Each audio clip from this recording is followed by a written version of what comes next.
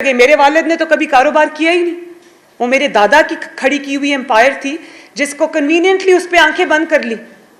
बात ये थी कि उन्होंने कहा कि नवाज शरीफ साहब की प्रॉपर्टीज़ हैं ये, और ये साबित करने की कोशिश में 6 साल गुजर गए। एक कागज़ का टुकड़ा ये नहीं पेश कर सके अदालत में जिसमें ये कहा गया हो कि ये है कागज़ का टुकड़ा जिससे साबित होता है कि नवाज शरीफ साहब इन प्रॉपर्टीज़ के मालिक हैं।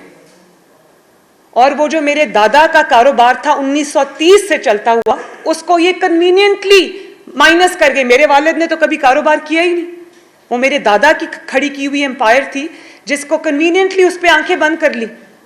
बात ये थी कि उन्होंने कहा कि नवाज शरीफ साहब की प्रॉपर्टीज़ हैं ये, और ये साबित करने की कोशिश में 6 साल गुजर गए। एक कागज़ का टुकड़ा ये नहीं पेश कर सके अदालत में जिसमें ये कहा गया हो कि ये है कागज़ का टुकड़ा जिससे साबित होता है कि नवाज शरीफ साहब इन प्रॉपर्टीज़ के मालिक हैं। और वो जो मेरे दादा का कारोबार था 1930 से चलता हुआ, उसको ये कन्वीनियंटली माइनस कर गए। मेरे वालिद ने तो कभी कारोबार किया ही नहीं। वो मेरे दादा की खड़ी की हुई एम्पायर थी जिसको कन्वीनियंटली उस पर आंखें बंद कर ली। वो दादा से अगर पोतों को मिला या पोतियों को मिला या उनकी फैमिली को मिला तो वो तो बात कन्वीनियंटली खा गए। जजेस मेरे सामने ये बात बार बार नैब से कहते रहे कि कोई सबूत है तो दे दें, कोई एक कागज़ का टुकड़ा दे दें जो ये साबित करता हो कि ये प्रॉपर्टीज़ नवाज शरीफ की हैं और मरियम ने एड और अबेट किया उनको। कभी जब वो सवाल पूछते थे, कभी नैब को कोरोना हो जाता था, कभी नैब को डेंगू हो जाता था, कभी नैब का वकील बदल जाता था। और फिर मैंने जब ये बरियत हो गई तो मैंने पीटीआई के रहनुमाओं को ये कहते सुना कि क्योंकि अब नैब जो है इस हुकूमत के ताबे है, तो जो प्रोसिक्यूटर लगाया गया उसने मुकदमा नहीं लड़ा।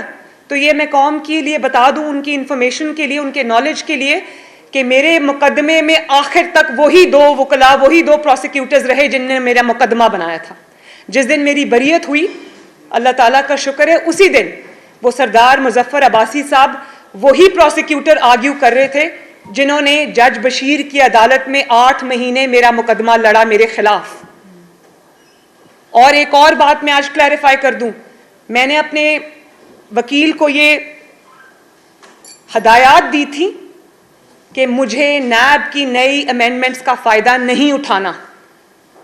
तो ये मैं पूरी कौम को आज ये बता देना चाहती हूँ। इस पर डिटेल प्रेशर मैंने पहले भी आपसे कहा था कि मैं डिटेल फैसला आने के बाद पैनामा का, उसके ऊपर मैं प्रेशर करूँगी। अभी मैं नहीं करूँगी।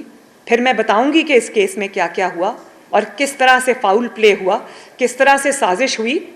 सारे केस के एक एक हकायक जिन पर मैंने आज तक बात नहीं की और चुप का रोज़ा रखा, वो मैं कौम के सामने लेकर आऊँगी। लेकिन मैं आपको ये बता दूं कि मुझे जो अमेंडेड लॉ है नैब का, जो नई अमेंडमेंट्स आई हैं, ना मैंने वो अवेल की हैं, ना उसके तहत मुझे रिलीफ मिला है। मुझे नैब के पुराने कानून के तहत मेरिट पे रिलीफ मिला है क्योंकि मेरे खिलाफ केस साबित नहीं हो सका। सजा भी हुई और उस झूठे केस में मैंने सजा भुगती 4 महीने। जब अडयाला में जब मेरी वालदा वहाँ बीमार थी और मैं अपने वालिद के साथ आई थी,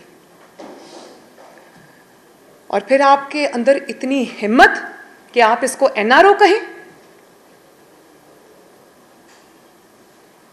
एनआरओ ये होता है कि झूठा मुकदमा जिसकी आज सरे बाजार जो रुसवा हो गया, सरे बाजार जिसकी हकीकत आज कौम के सामने आ गई, आपकी इतनी हिम्मत के बजाय उस पर आप माफ़ी मांगे जाकर कि मैंने एक खातून से ज़्यादती की, मैंने नवाज शरीफ साहब से ज़्यादती की, या भले आपके अंदर इतनी इखलाकी जरूरत नहीं है कि आप माफ़ी मांगे, तो आप जायनमाज बिछाएं बनी गाला में और अल्लाह ताला से माफ़ी मांगे कि मैं बेगुनाहों के साथ मैंने साजिश की, उनको सज़ा दिलवाई, सिर्फ इसलिए कि मुझे मुल्क का वज़ीर आज़म बनना था।